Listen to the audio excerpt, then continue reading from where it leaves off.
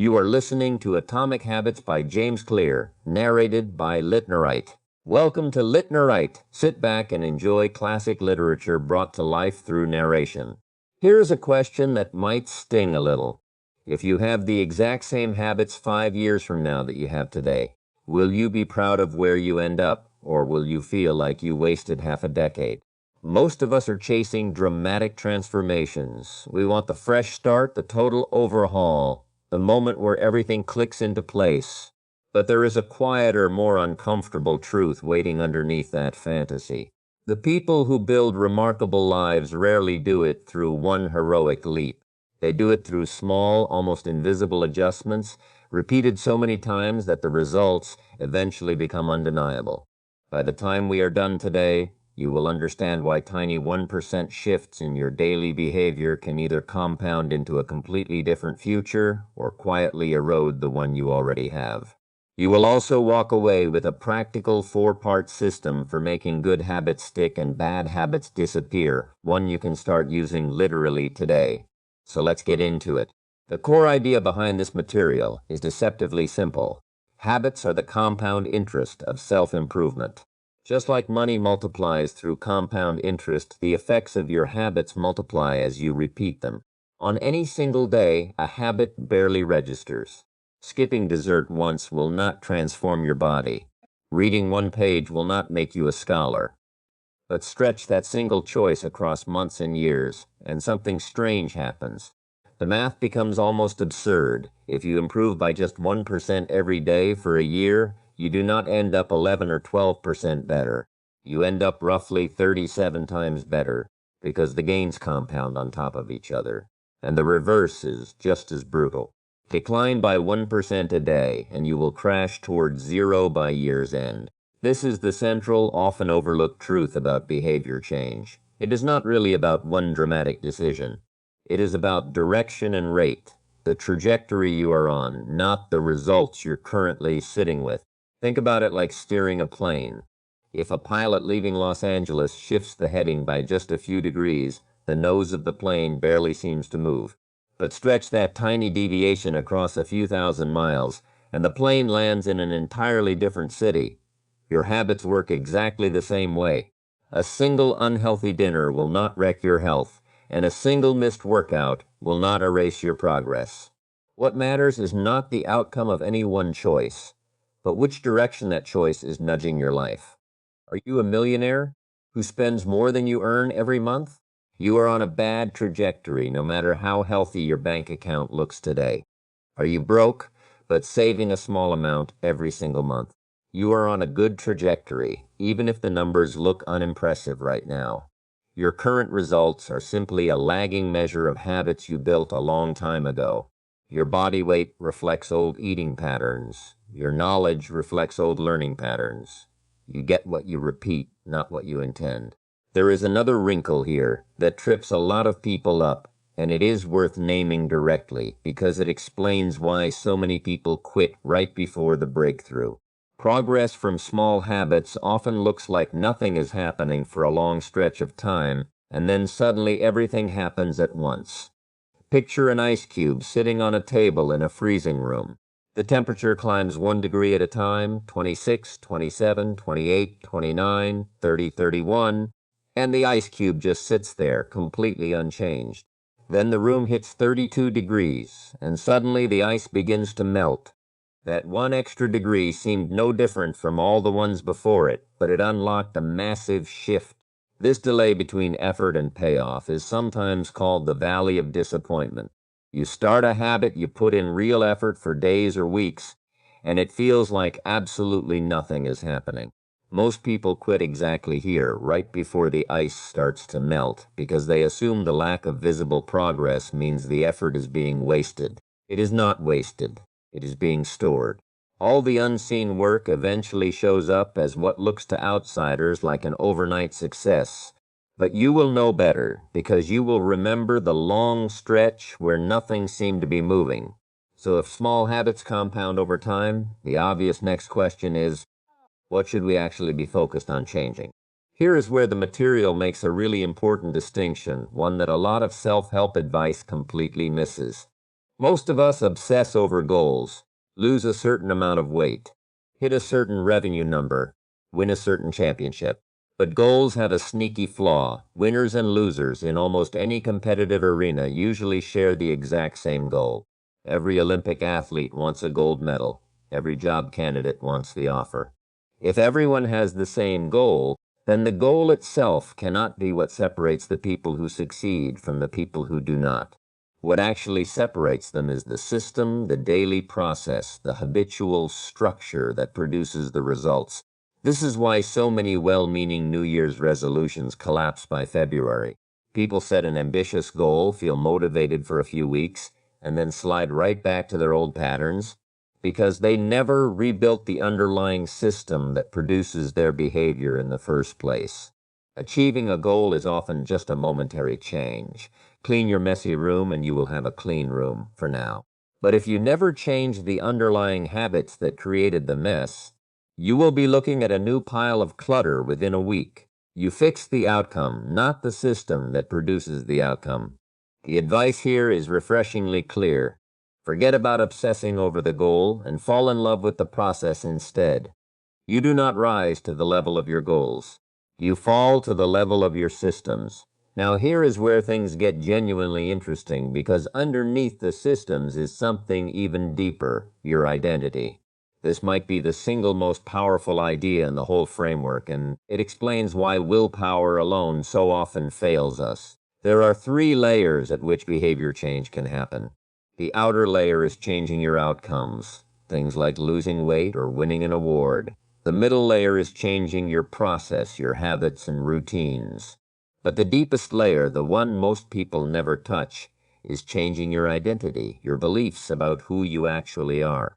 Picture 2 people who are both offered a cigarette at a party. The first person says, "No thanks, I'm trying to quit." That statement still carries the identity of a smoker who is fighting against their own nature.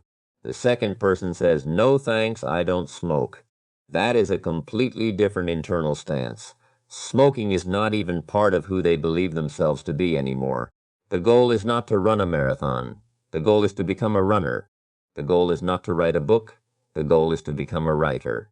When your habits align with your identity, you stop needing to convince yourself to act because you are simply behaving like the person you already believe yourself to be. Here is the practical magic trick behind this idea. Identity is not something fixed that you are born with. It emerges gradually out of your repeated actions. Every single time you complete a habit, you are casting a vote for the type of person you wish to become.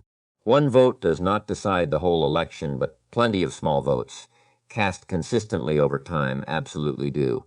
Miss a workout because you were exhausted after a brutal week at work? That is one vote against your identity as a healthy person, but it does not erase all the previous votes you cast.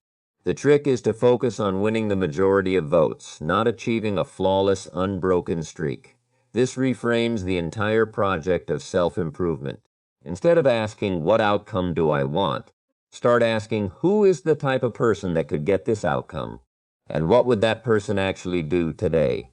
Reverse engineer your habits from your desired identity, rather than hoping that enough disconnected actions will eventually produce a new identity by accident.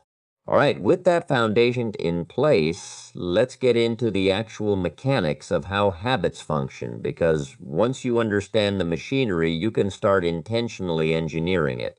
Every habit follows the same 4-step loop. First, there is a cue, some piece of information that predicts a reward is nearby, like the buzz of your phone or the smell of coffee. Second, there is a craving, the motivational spark, the desire for the change in state that the reward promises. Third, there is a response, the actual behavior you perform. And fourth, there is a reward, the payoff that satisfies the craving and crucially teaches your brain that this behavior is worth repeating in the future. This 4-step cycle runs constantly, almost every waking moment, usually completely below your conscious awareness. And from this cycle comes what might be the most useful practical framework in the entire book. 4 laws of behavior change, one for each stage of the loop.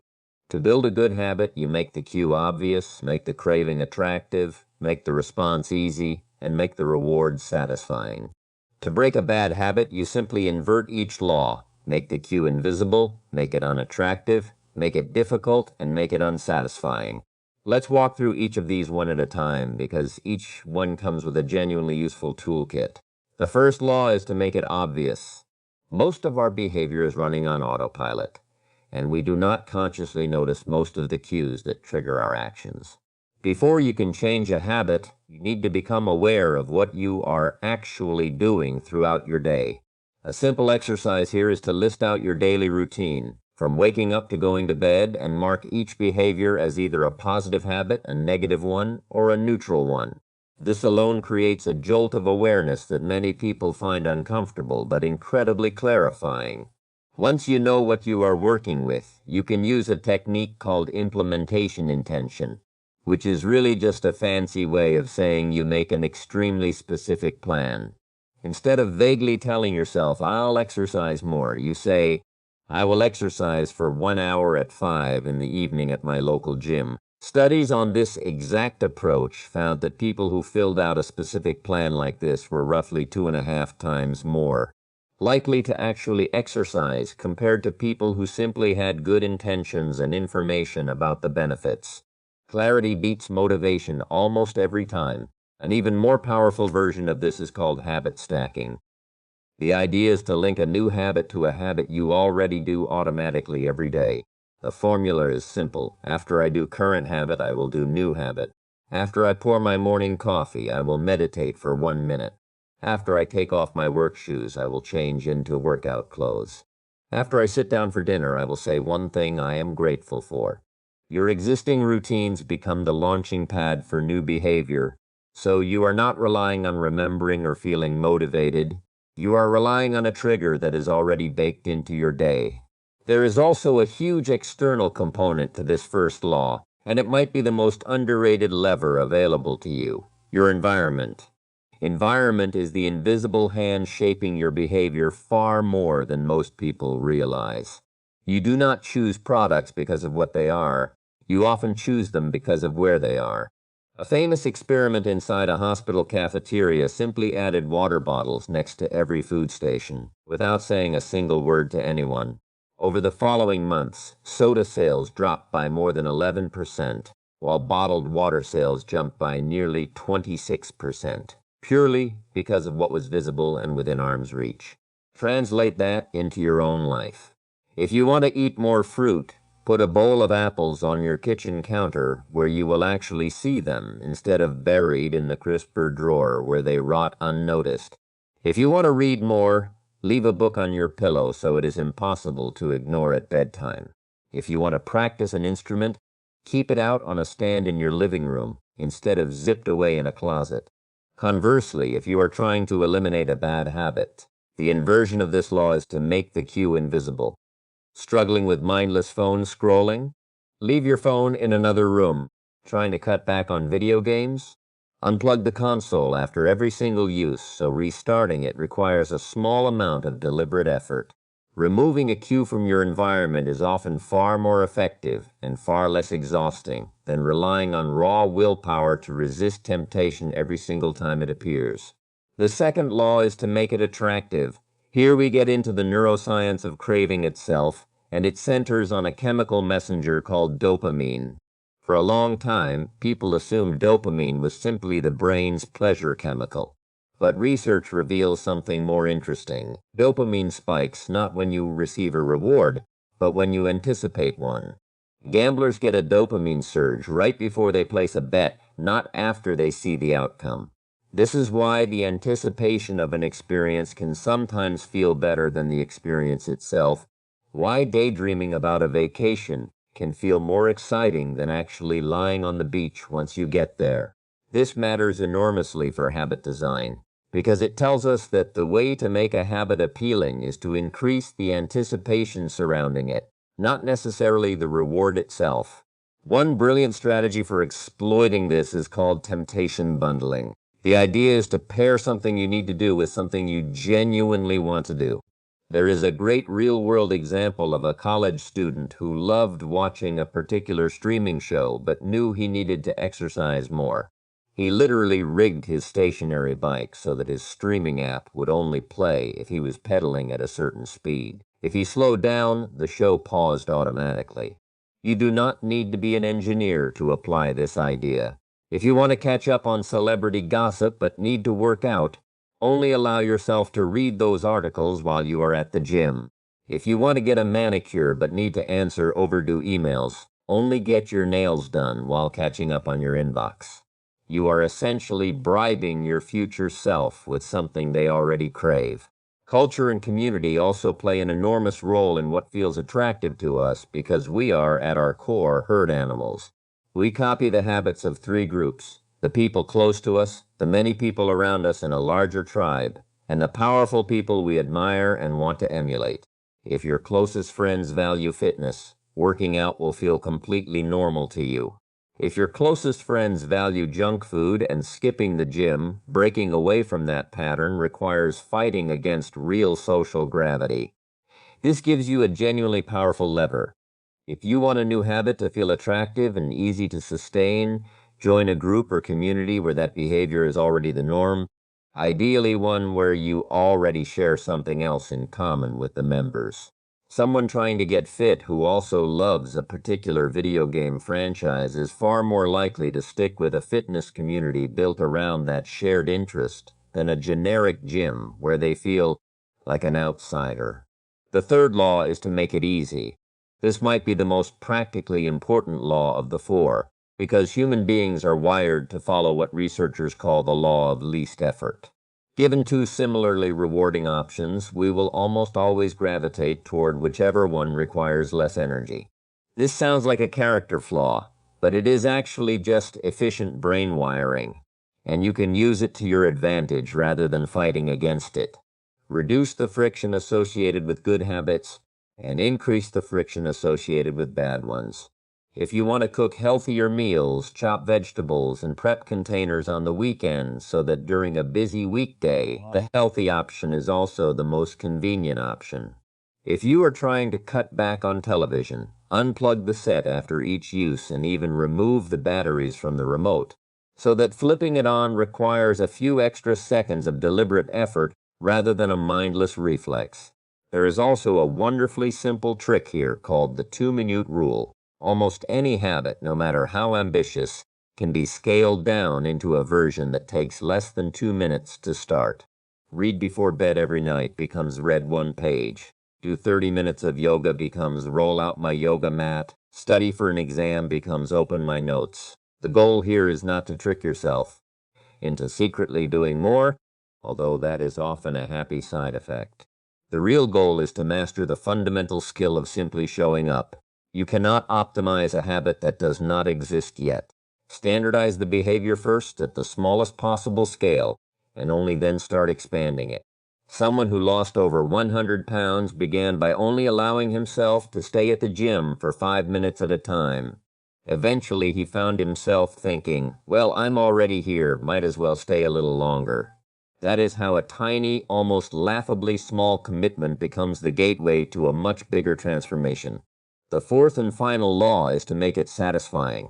This one addresses a mismatch deeply wired into human psychology. Our brains evolved to prioritize immediate rewards over delayed ones, because for the vast majority of human history, the future was uncertain and the present moment was where survival happened. The problem is that most good habits deliver their real payoff months or years down the line, while most bad habits deliver an immediate hit of pleasure with consequences that only show up much later. Smoking relieves stress right now, and the health consequences show up a decade later. Overeating tastes wonderful in the moment, and the weight gain shows up gradually over months. To counteract this mismatch, you need to inject a small dose of immediate satisfaction into your good habits and a small dose of immediate discomfort into your bad ones. One elegant example of this comes from a couple who wanted to eat out less and cook at home more often. They labeled a savings account "Trip to Europe," and every single time they chose to cook instead of order takeout, they transferred a set amount of money into that account. Suddenly, resisting the temptation of a restaurant delivery app felt genuinely rewarding in the moment, not just theoretically good for their waistline and their wallet someday. This idea pairs beautifully with a tool called habit tracking, something as simple as marking an X on a calendar every day you complete a habit. Visual proof of progress is deeply motivating on its own, and it also keeps you honest, because most of us have a distorted sense of how consistent we actually are until we see the gaps laid out in black and white. There is a well-known mantra tied to this idea: do not break the chain, and an equally important companion rule for when life inevitably interferes: never miss twice. Missing one day of a habit is an accident. Missing 2 days in a row is the beginning of a brand new, much worse habit. If you skip a workout because of a brutal week, that is fine. That happens to everyone. But get back on track the very next opportunity you have, because the damage from habits comes not from occasional lapses, but from letting a single misday spiral into a pattern of quitting altogether.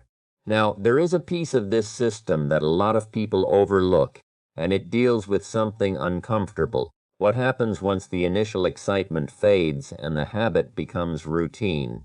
This is where the concept sometimes called the Goldilocks rule comes in. Human motivation peaks when we are working on a challenge that sits right at the edge of our current ability. Not too easy, not too hard, just challenging enough to require real focus. If a task is too simple, we get bored. If it is too difficult, we get discouraged and quit.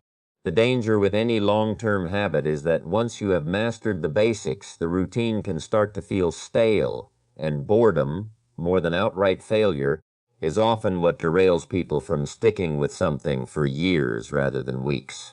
The people who reach an elite level in their field are rarely the ones with some superhuman reserve of passion that never wavers. They are the ones who have learned to handle the tedium of practicing the same fundamentals again and again, long after the initial thrill has worn off. Professionals stick to the schedule. Amateurs only show up when the mood strikes them. If you want a habit to survive for years rather than weeks, you need to plan for the boring middle stretch, not just the exciting beginning. Let's also touch on something worth knowing about yourself specifically, because not every habit suits every person equally well. Your genetics and natural personality traits absolutely influence which habits will feel easier or harder for you to sustain. And this is not something to feel guilty about. It is simply information to work with. Comparing two elite athletes from completely different sports reveals just how much natural build matters. A world-class marathon runner and a world-class competitive swimmer can be roughly the same overall size and yet built completely differently. One with long legs and a compact torso ideal for running, the other with a long torso and shorter legs ideal for cutting through water. If either one tried to switch sports, no amount of hard work would fully overcome that structural mismatch. The lesson here is not that genetics determine your destiny, but that they determine your areas of opportunity. Instead of forcing yourself into whatever habit is trendy or whatever your friend swears by, pay attention to what naturally feels like fun to you but feels like work to other people, what makes you lose track of time, and where you seem to get better results than the average person with similar effort. That is usually a signal you are playing to your actual strengths rather than fighting against your own nature. Finally, let's talk about something that even successful people tend to overlook: the downside hidden inside good habits themselves. Once a behavior becomes automatic, you naturally become less sensitive to feedback about it. You stop paying close attention because it feels like you already know what you are doing. This can quietly lock in a plateau where you assume you are improving simply because you are gaining more years of experience, when in reality you have just been reinforcing the same habits without refining them. This is why real mastery requires combining automatic habits with periodic, deliberate reflection. Elite performers across totally different fields build in a regular review process. A famous professional basketball coach implemented a system where every player was measured not against some vague standard, but against their own personal best performance from the past, with the explicit goal of improving output by just 1% over an entire season. That team went on to win back-to-back championships. The takeaway for the rest of us is to build in some kind of regular check-in, whether that is a monthly review of your habit tracker or an honest end-of-year reflection on what actually worked and what quietly slipped. Ask yourself what went well, what did not go so well, and what you actually learned. Without this kind of periodic reflection, it becomes far too easy to let mistakes slide, simply because doing things good enough on autopilot feels comfortable. So where does all of this leave us? The secret to results that actually last is not some single dramatic transformation, some New Year's resolution executed perfectly, some overnight reinvention of yourself. It is understanding that your habits are, quite literally, votes for the type of person you are becoming. Cast one small action at a time. Make the cues of good behavior obvious. Make the craving attractive by bundling it with things you already enjoy, and by surrounding yourself with people who already live the way you want to live.